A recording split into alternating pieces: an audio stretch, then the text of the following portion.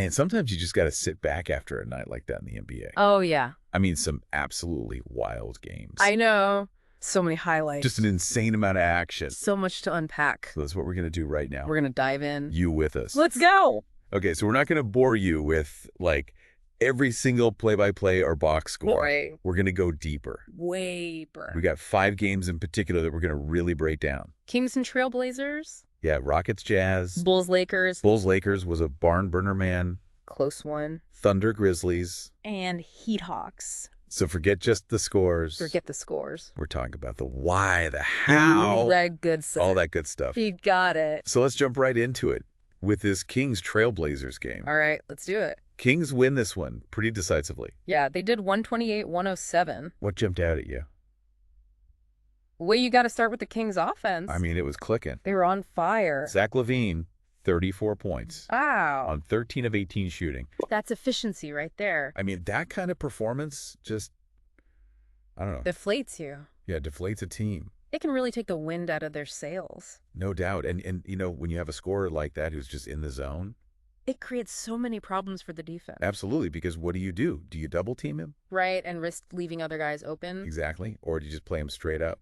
And hope he misses. Pray that he cools off. Tough choices. It really is. And looking at the recaps, it seemed like he was just killing him in the pick and roll. Yeah, the Trailblazers just couldn't contain him. That first step was just too quick. Just getting to the rim at will. And then either finishing or drawing the foul. And ones all day. It was impressive to watch. It really was. But it wasn't just LaVine. No, it was a team effort. Domantas Sabonis had another big game. Always does. 21 points, 10 rebounds. He's such a force for them. Yeah, he's that hub of the offense. Creates so much for everybody else. And on top of that, the Kings played some really good defense. Yeah, you can't forget about that. They held the Trailblazers to under 40% shooting. Which is huge. Yeah, that's a statement right there. Absolutely. So I'm curious what stood out to you about their defense. So I think the biggest thing was their discipline. Okay. They didn't overplay. They didn't gamble too much. Sorry. They contested shots without fouling. Textbook. And they controlled the boards. Limited those second chance points. So basically they just made the Trailblazers work for everything. Exactly. Was there a particular moment that you felt like shifted the game? You know that 12-2 run they had in the second quarter? I think that was huge. Yeah, I remember that. That's when they really took control. And they never looked back. Yep. Denis Avdija had a decent game for the Trailblazers, 23 points, 10 rebounds.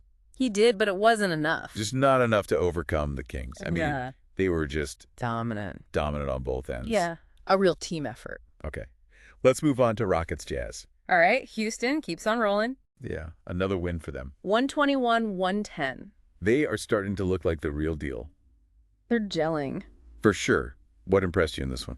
I got to go with Jalen Green. Yeah, he was fantastic. 28 points, 11 rebounds. That's the Jalen Green we were all waiting for. He's starting to live up to the hype. And it's not just the numbers, it's the way he's getting them. Yeah, he's attacking the basket with so much more confidence. His shot selection is better. He's crashing the boards. It's all coming together. And you know what else is encouraging? What's that? Their balance. Oh, yeah. I was going to say the same thing. 6 guys in double figures. That's huge. Makes them so hard to guard. You can't just focus on one guy. Right, you got to guard everybody. And I think that's a testament to their off-season work. Absolutely. They really emphasized ball movement and player development. And it's paying off. Big time. We saw some nice contributions from Alperen Sengun. Yeah, he's so versatile. And Fred VanVleet. Steady Freddy. Always reliable. A true leader. Now, the Jazz, on the other hand, they kind of struggled in this one. They did. They had a good start. But then they fell apart. They couldn't find their rhythm. Especially in that third quarter. The Rockets just blew them out in that third. 34-22.